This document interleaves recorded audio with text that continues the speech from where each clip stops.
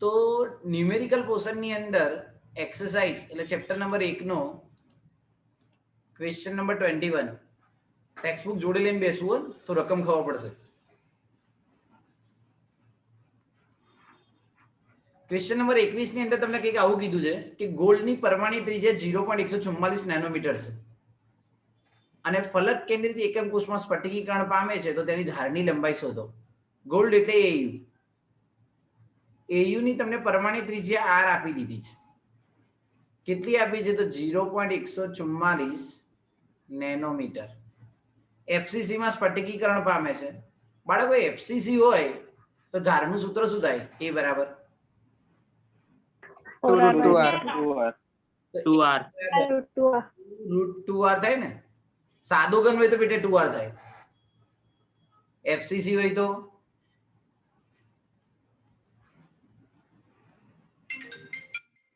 FCC હોય તો થાય 2√2r.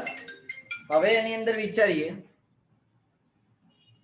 2√2 r બરાબર કેટલા લઈશું તો આપણને આપે છે 0.144. ચલો ગુણાકાર કરીને જવાબ લાવી દો. 2 ગુણ્યા 1.41 ગુણ્યા 0.144 કેટલો આવે જવાબ? 0.406. 7.6 આવે છે નેનોમીટર. તો આ તમારી ધારની લંબાઈ મળી ગઈ. આ એમસીક્યુ માં પૂછાય અથવા જો પૂછાય તો 2 માર્ક્સ ની અંદર આવી ન્યુમેરિકલ ગણતરી કરીને બતાવવું પડે. પૂછાય તો નસીબ કહેવાય આવું. પણ આપણને એ ટાઈમે યાદ હોવું છે કે ધારની લંબાઈ એ બરાબર શું થાય? 2√2r. જો આના સિવાય બીજું કોઈ યાદ આવે તો દાખલો ખોટો પડે. હવે એના પછી વિચારીએ સેકન્ડ ક્વેશ્ચન 24મો છે જે ન્યુમેરિકલ છે. 24 ની અંદર સૌથી પહેલા તમને એવું કીધું છે એલ્યુમિનિયમ સંઘનીય સમૃદ્ધ સંકુલ રચના છે. સમૃદ્ધ સંકુલિત સંરચનામાં સ્ફટિકીકરણ પામે છે. એલ્યુમિનિયમ માટેની ચર્ચા કરી છે અને તેના માટે સમૃદ્ધ સંકુલ રચના એટલે એનું એ જ પાછું એફસીસી.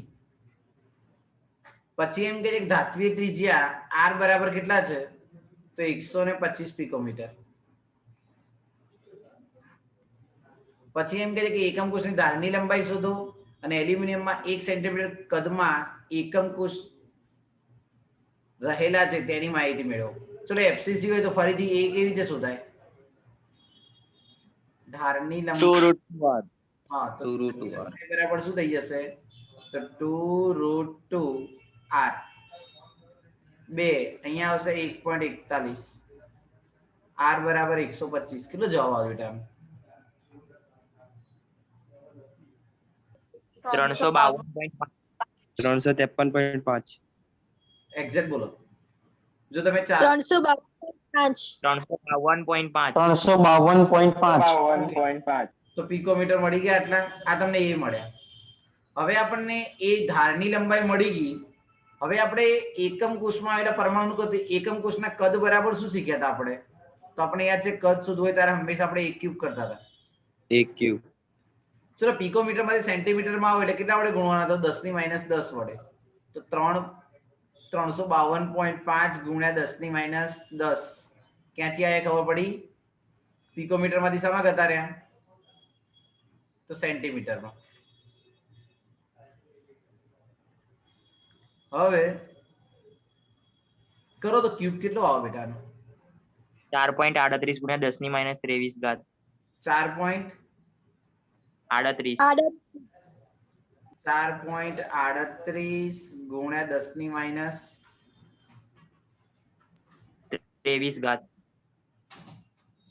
10 ને તો 3 વડે 30 ના થવી જોઈએ. 30 ને પછી આગળ ગુણ્યા 10⁻7 ગુણી એટલે 10⁻23 આવે. એક જ મિનિટ ચાલો. શું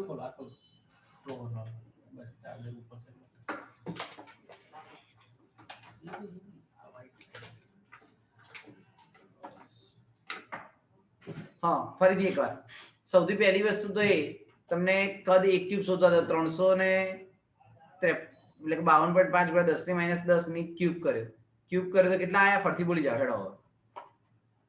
4.38 ગુણ્યા 10 માઇનસ 23. 23.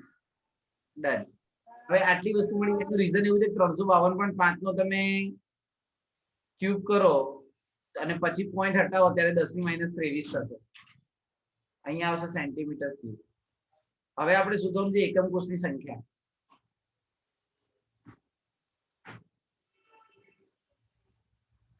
એકમ કોષની સંખ્યાની અંદર વિચારીએ તો ટોટલ તમને કેટલું આપ્યું છે? 1 સેન્ટીમીટર ક્યુબ. અને એની અંદર આપણે કેટલા વડે ડિવાઈડ કરવાના છે? તો 4.38 ગુણ્યા 10 ની માઇનસ 23. કેટલો જવાબ આવે છે?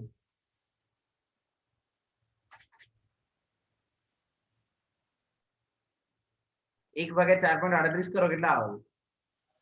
0.22. 0.22 22 83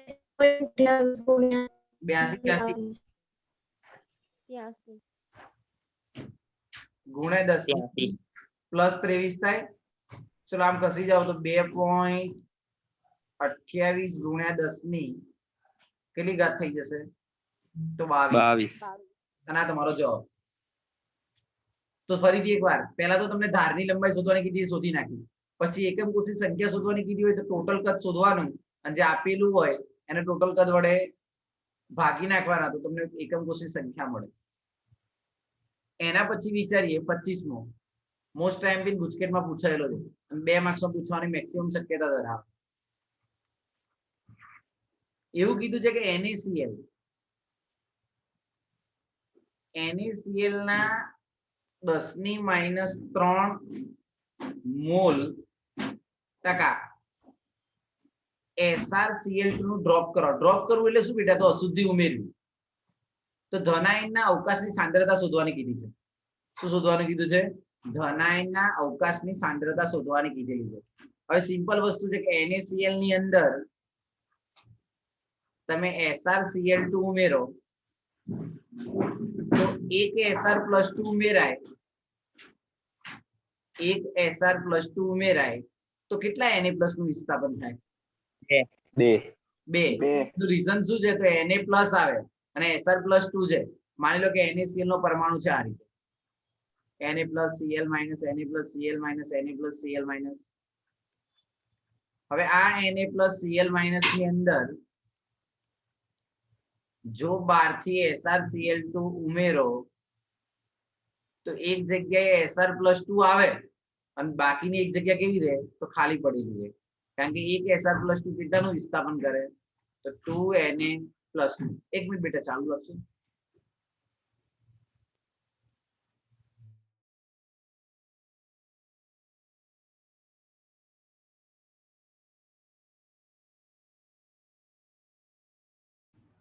હવે આની અંદર વિચારવાની વસ્તુ એવું છે કે Sr+2 આયનની સંખ્યા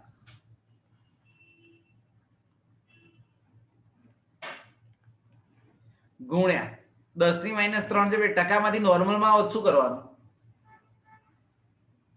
100 વડે ભાગવાના ને 100 વડે. SrCl2. હવે એની અંદર વિચારો તો તમારે Sr+2 અણુની સંખ્યા શોધવી છે. SrCl2 અણુની સંખ્યા 1 મોલમાં પરમાણુની સંખ્યા કેટલી હોય અથવા અણુની સંખ્યા કેટલી હોય? 6.022 ગુણ્યા 10 ની 23. હા, એવોગાડ્રો અંક જેટલું. તો 6.022 ગુણ્યા 10 ની 23. લાવો જવાબ શું આવશે? 10 ની 18 ઘાત આવશે. 6.022 ગુણ્યા 10 ની 18. 6.022 ગુણ્યા 10 ની 18 ઘાત. અને આ જ ધનાયનની સાંદ્રતા થાય. આ શું થશે? ધનાયનની સાંદ્રતા. તો ચલો ફરીથી એકવાર. સૌથી પહેલા તમને NaCl 10 ની માઇનસ 3 આપેલા છે. આ ગુજકેટમાં પૂછાયેલો છે. NaCl 10 ની માઇનસ 3 SrCl2 આપેલા છે. એક Na+ એટલે કે એક Sr+2 2 Na+ નું વિસ્થાપન કરે છે. તો Sr+2 આની સાથે 10 ની માઇનસ 3 માંથી નોર્મલમાં આવે 100 વડે ભાગી નાખે અને પછી એવો કેટલો આંક વડે ગુણી દો તો તમને ધનાયનની શું મળી જાય? તો સાંદ્રતા જોવા મળે.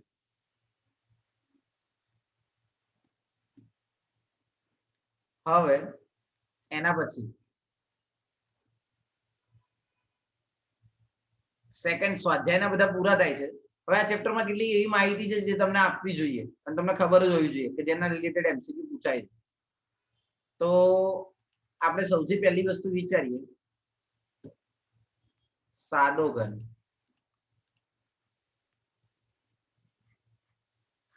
બાળકો સાદા ઘનની અંદર થપ્પી કયા પ્રકારની હોય?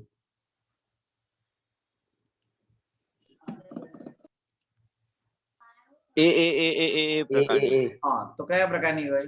તો એ અને એ. ચલો એ પ્રકારના પરમાણુ ગોઠવાયેલા હોય તો આ રીતની ગોઠવણી હોય.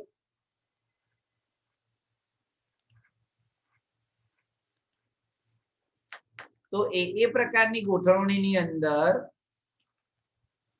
પોતાના સ્તરનો એટલે જે સ્તર તમે વિચારતા હોય એ સ્તરનો પરમાણુ બીજા કેટલા પરમાણુને સ્પર્શ કરે? 4 1 2 3 અને 4 અને ઉપર નીચે 6 થાય. ઉપર નીચે એક આવે એટલે ટોટલ 6 થાય. એ વાત સાચી છે. તો અહીંયા યાદ રાખવાનું 4 પર સવર્ગાંક એટલે કોઓર્ડિનેશન નંબર, સૌથી નજીકના પરમાણુની સંખ્યા, એને આપણે સવર્ગાંક કહીએ છીએ. તો પોતાના સ્તરના 6 એટલે તમે એવું કહી શકો છો કે તે જ સ્તરના કેટલા થશે? તો 4. પછી એક ઉપર એક નીચે, એક ઉપરનું સ્તર અને એક કયું આવશે? તો નીચેનું સ્તર. ટોટલ કેટલા થઈ જશે? 6. તો તમને બધે સાદો ઘન હોય તેનો સવર્ગાંક કેટલું લેવાનો બાળકો? 6. નોર્મલી આપણને આ વસ્તુ ખબર જ હતી, પણ કઈ રીતે 6 થાય એ સમજી લેવાનું. મોટા ભાગના છોકરાઓને એ ખબર હશે, પણ ના ખબર હોય તો સાંભળી લેજો. પછી પેકિંગ ક્ષમતા તો 52.33 થાય એ આપણને ખબર છે. ખાલી અવકાશ પણ એની અંદર શોધી શકાય. એના વિશેનું ટેબલ આપણે પહેલા શીખેલા છીએ. હવે વિચારીએ બીસીસી. બીસીસી એટલે શું? તો અંતઃકેન્દ્રિત ઘન.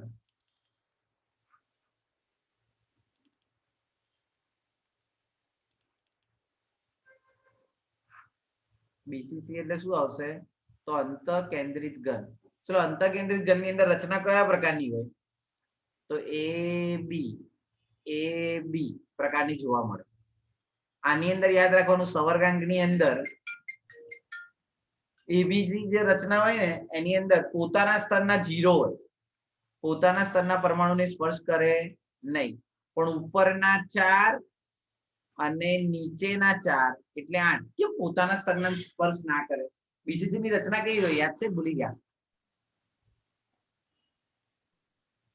8 ખૂણા પર ને એક અંતઃકેન્દ્રમાં. હા, તો અહીંયા તમે વિચારો તો આપણે વિચાર લઈએ કે આ રીતનું છે.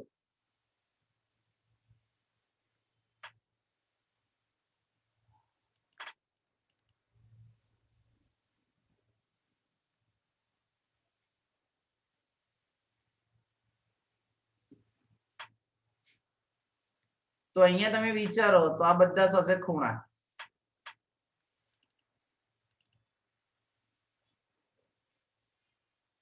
આ પણ ખૂણો, આ પણ ખૂણો, આ બધા થયા ખૂણા.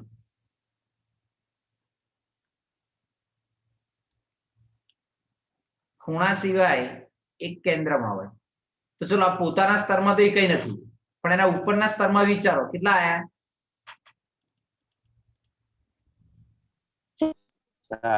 4. નીચેના સ્તરમાં 4 એટલે ટોટલ કેટલા થાય? 8. તો આ રીતે સવર્ગાંક યાદ રાખવાનું થાય. હવે આપણે આવું નવું વિચારીએ એફસીસી માટે.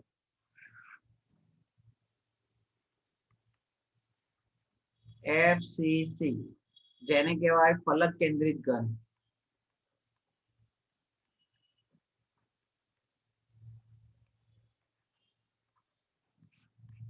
ફલક કેન્દ્રિત ઘનની અંદર એબીસી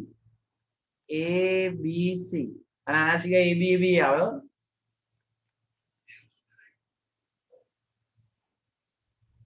બંને શક્યતા છે અને બંનેના સવર્ગાંક તો પાછા 12 જ થાય. કઈ રીતે સમજાઈએ? એબી રચના હોય ને ત્યારે પોતાના સ્તરના 6, ઉપરના સ્તરના 3, નીચેના સ્તરના 3 એટલે ટોટલ કેટલા થઈ જાય?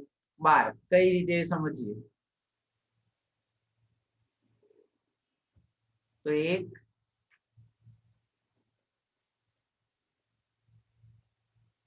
2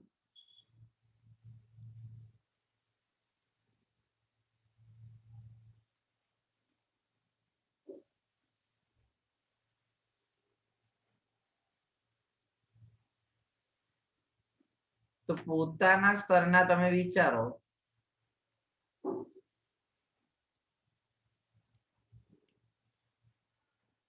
તો પોતાના સ્તરના 6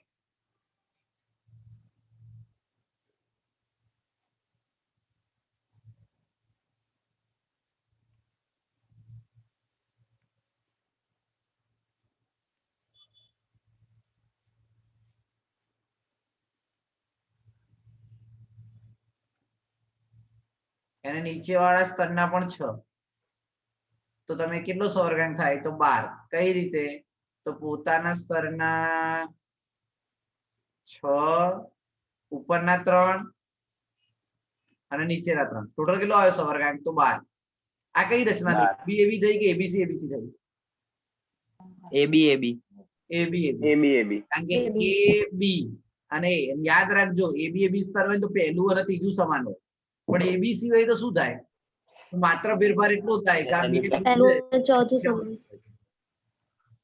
સવર્ગાંક તો એનો એ જ રહેશે એમાં કોઈ ફેરફાર થશે નહીં પણ માત્ર ફેરફાર શું તો ત્રીજું સ્તર છે એ બદલાઈ જાય તો એ બી અને સી તો તમને પૂછાય એબીસી એબી સ્તરની અંદર કયું સ્તર સમાન થાય તો પહેલું અને ચોથું અને એબી એબી માં પહેલું અને ત્રીજું રેડી તો આનો સવર્ગાંક થશે 12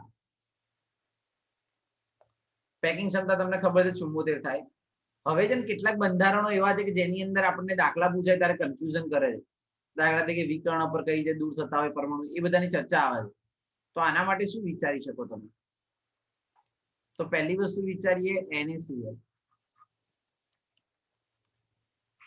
NaCl ની રચનાની અંદર યાદ એવું રાખવાનું કે NaCl એ FCC જેવી રચના ધરાવે પણ એમાં Na+ ક્યાં હોય Cl- ક્યાં હોય ખબર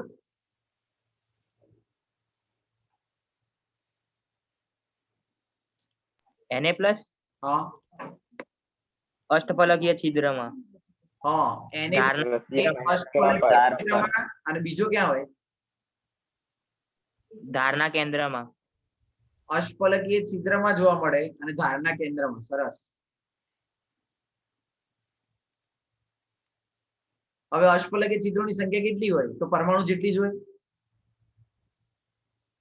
તો એક અષ્ટફલકીય છિદ્રમાં જોવા મળે અને એક ધારના કેન્દ્રમાં જોવા મળે ચલો Cl- ક્યાં જોવા મળે ખૂણા અને ફલક ખૂણા અને ફલક અને ફલક પર સાંભળજો સમજવા જેવું છે આ જોવા મળે અષ્ટફલકીય છિદ્રમાં અને ધારના કેન્દ્ર પર Cl- જોવા મળે ખૂણા અને ફલક પર તો હવે એની અંદર તમારે સવર્ગાંક નક્કી કરવો હોય તો કઈ રીતે કરી શકાય તો Na+ આયન માટે વિચારવાનું કે ધાર ચલો ધારની સંખ્યા કેટલી બાળકો 12 અને એક કેટલા વડે ભગાય 4 વડે 4 વડે અષ્ટફલકીય છિદ્ર એટલે કેન્દ્ર કેન્દ્ર કેટલું હોય 1 તો થઈ જાય 3 + 1 એટલે કેટલા થઈ ગયા 4 અને Cl- માટે વિચારો તો તમને એમ કીધું ખૂણા ઉપર તો 8 × 1/8 એટલે 1 અને ફલક એટલે 6 × 1/2 ખબર છે ને ખૂણા 8 વડે ભગાય ને ફલક 2 વડે ભગાય તો 1 + 3 એટલે કેટલા આવે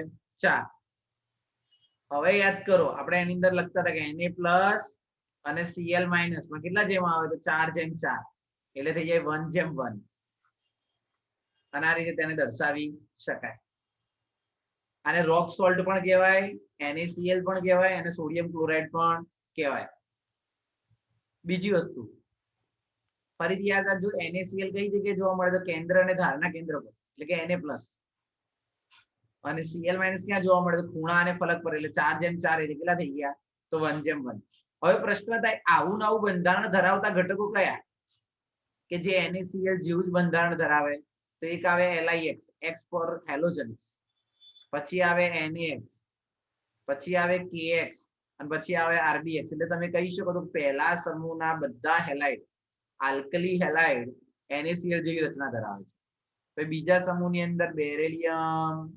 મેગ્નેશિયમ, કેલ્શિયમ, સ્ટોનેશિયમ, બેરિયમ અને રેડિયમ.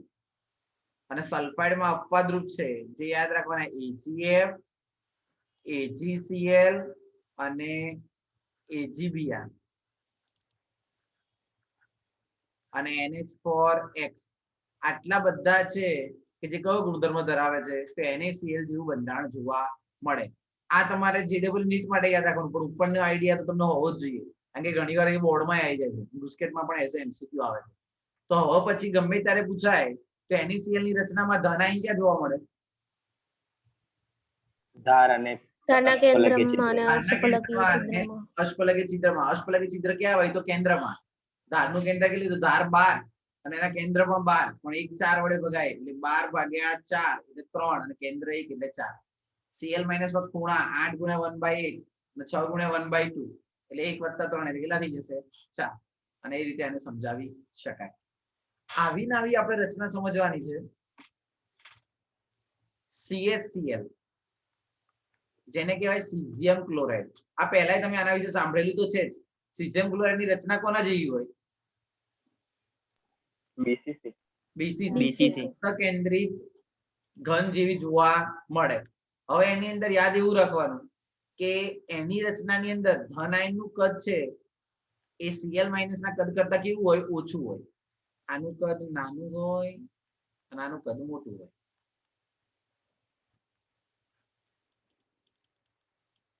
હવે Cl- એ ઘનના ખૂણા પર હોય. Cl- એ ક્યાં જોવા મળે? તો ખૂણા પર. એટલા માટે જ આપણે સાદા ઘનની આકૃતિ દોરી હતી. 8 ખૂણા હોય ને એક કેન્દ્ર હોય. CS+ એ ક્યાં જોવા મળે? તો કેન્દ્ર પર. હવે તમે એવું કહી શકો છો કે CS+ ને સ્પર્શ કરતા કેટલા હોય? તો 8 Cl-, કારણ કે ખૂણા 8 હોય ને. અને પ્રત્યેક CS+ એ પાછા આને સ્પર્શ કરે. કોને? તો Cl-.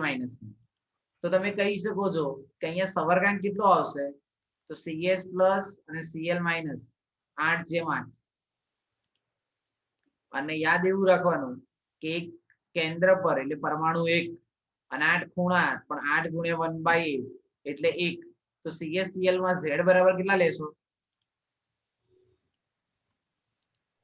પરમાણુની સંખ્યા કેટલી થાય? 2. પરમાણુની સંખ્યા કેટલી થશે? 2. અને આ રીતે તેને સમજાવી શકાય. પછી યાદ કરો, આમાં ધનાયન અને ઋણાયન વચ્ચેનું અંતર મેં તમને કેટલું લખાવડાવ્યું હતું? ફાસ્ટ. √3/2. √3/2.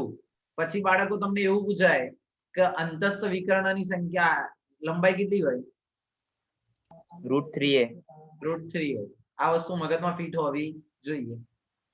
આવું ને આવું એક બંધારણ બીજું શીખવાનું છે. અને આટલા જ પૂછાય જો, ચાહે JEE હોય, બોર્ડ હોય કે નીટ હોય. ZNS ને કહેવાય ઝિંક બ્લેન્ડ.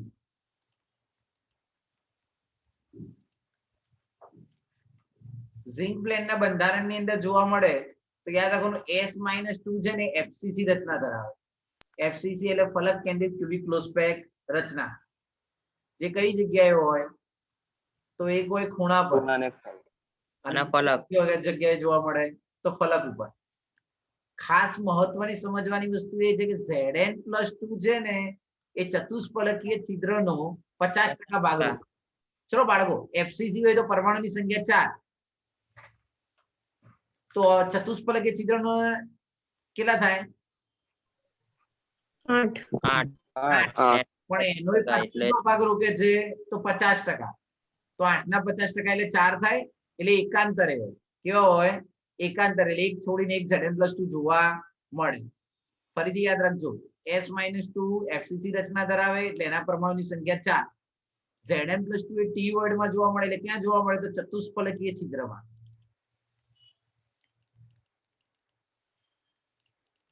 ચતુષ્ફલકીય છિદ્રમાં પાછા કેવા જોવા મળે? તો એકાંતરે.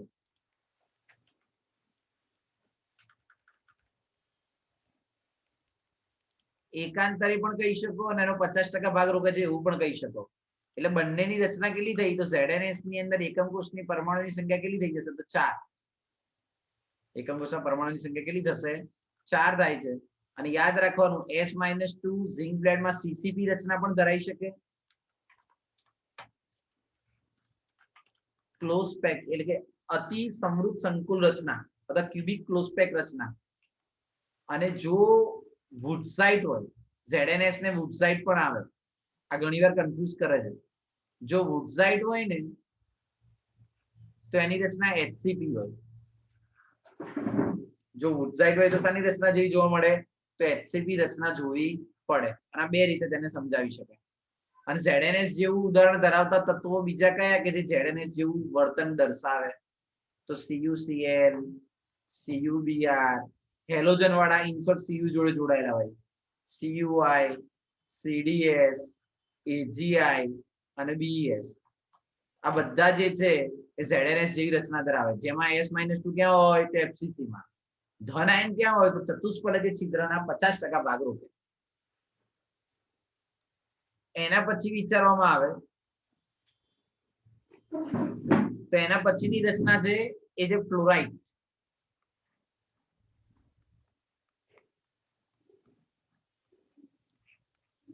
ફ્લોરાઇડની રચનામાં આવે CaF2. હવે CaF2 ની અંદર યાદ રાખવાનું ધન આયન ઊંધું છે હો ને આમાં. CaF2 ફ્લોરાઇડને ફોસ્ફાર પણ કહેવાય ને કેલ્શિયમ ફ્લોરાઇડ પણ કહેવાય. એમાં ધન આયન સીસીપી રચના ધરાવે, અપવાદરૂપ. કયા આવશે? ધન આયન સીસીપી રચના ધરાવે છે જે ક્યાં હોય તો ખૂણા અને ફલક પર. આ અપવાદ છે, ખાસ યાદ રાખજો. બાકીમાં તો ઋણ આયન જ ખૂણા અને ફલક પર હોય, પણ CaF2 હોય એમાં ધન આયન ખૂણા અને ફલક પર જોવા મળે. અને F- એ શું કરે છે તો ચતુષ્ફલકીય છિદ્ર તમામ રોકે. તમામ રોકે એટલે 8 રોકે. આના પરમાણુ સંખ્યા 4 હોય તો આની કેટલી થઈ જાય? 8. તો 4 CaF2 હોય અને સરળ કેટલો થશે? 4F2. પણ યાદ એવું રાખજો, F- ના 8 પરમાણુ અને Ca+2 ના 4 પરમાણુ, અને પછી તેને દર્શાવી શકાય. અને CaF2 જેવું બંધારણ ધરાવતા તત્વો કયા? તો SrF2 આવે, BaCl2 આવે, HgF2 આવે, CuF2 આવે અને SrCl2 આવે. આ બધા કોના જેવું રચના ધરાવે? તો ફ્લોરાઇડ. ફ્લોરાઇડ પણ કહેવાય, અને બીજું ફ્લોસ્પાર પણ કહેવાય, અને કેલ્શિયમ ફ્લોરાઇડ કેવું હોય તો પણ કહી શકાય. તો MCQ માં પૂછાય તો યાદ હોવું જોઈએ, કેલ્શિયમ ફ્લોરાઇડ જેવી રચના ધરાવતા એમાં કેટલા હોય તો 4 પરમાણુ ખૂણા અને ફલક પર, ઋણ આયન તમામ ચતુષ્ફલકીય છિદ્ર પર ગોઠવાયેલા જોવા મળે. છેલ્લું અને અંતિમ 5મું, એમાં આવશે એન્ટી ફ્લોરાઇડ. એટલે પેલા કરતા ઉલટું. એન્ટી ફ્લોરાઇડ નું એક જ ઉદાહરણ આપ્યું છે, Na2O, અને એના જેવા બીજા બંધારણ ધરાવતા કયા? તો Li2O હોય, K2O હોય, K2S હોય અને Na2S હોય. ઇન શોર્ટ ધન આયન 2 હોય. ત્યારે યાદ રાખવાનું એનું બંધારણ ફ્લોરાઇડ જેવું જ છે, પરંતુ એના કરતા ઉલટી રચના જોવા મળે. ધન આયન અને ઋણ આયનના સ્થાન પેલામાં હતા, આના કરતા એની અંદર કેવા થઈ જશે? ઉલટા. O-2 એ CCP રચના ધરાવે. CCP એટલે શું થશે? સંખ્યા 4. અને ધન આયન Na+ છે એ કઈ રચના ધરાવે? તો તમામ ચતુષ્ફલકીય છિદ્ર. તો એન્ટી ફ્લોરાઇડ અને ફ્લોરાઇડ નો ડિફરન્ટ ખબર હોવો જોઈએ. જો ફ્લોરાઇડ હોય તો ધન આયન સીસીપી રચનામાં અને ઋણ આયન ચતુષ્ફલકીયના બધા છિદ્ર રોકે. પણ જો એન્ટી ફ્લોરાઇડ હોય તો ઋણ આયન એટલે કે ઋણ આયન સીસીપી રચના ધરાવે અને ધન આયન ચતુષ્ફલકીય છિદ્રના બધા ભાગ રોકે. એટલે O-2 એ 8 Na+ જોડે જોડાયેલા હોય અને Na+ એ 4O-2 સાથે જોડાયેલા હોય. એટલે આ રીતે એનું સવર્ગણ નક્કી કરી શકાય. તો ટોટલ 5 પ્રકાર શીખ્યા. એક NaCl જેવી રચના, પછી સીઝિયમ ક્લોરાઇડ જેવી રચના, પછી ZNS જેવી રચના, અને છેલ્લે આવશે ફ્લોરાઇડ અને એન્ટી ફ્લોરાઇડ. આ રીતે આટલા પરમાણુનો સવર્ગાંક તમે ડિફરન્ટ રીતે પૂછાય છે. બાકી બધા તો તમે એઝ અ બોર્ડ લેવલે શીખેલા જ છો.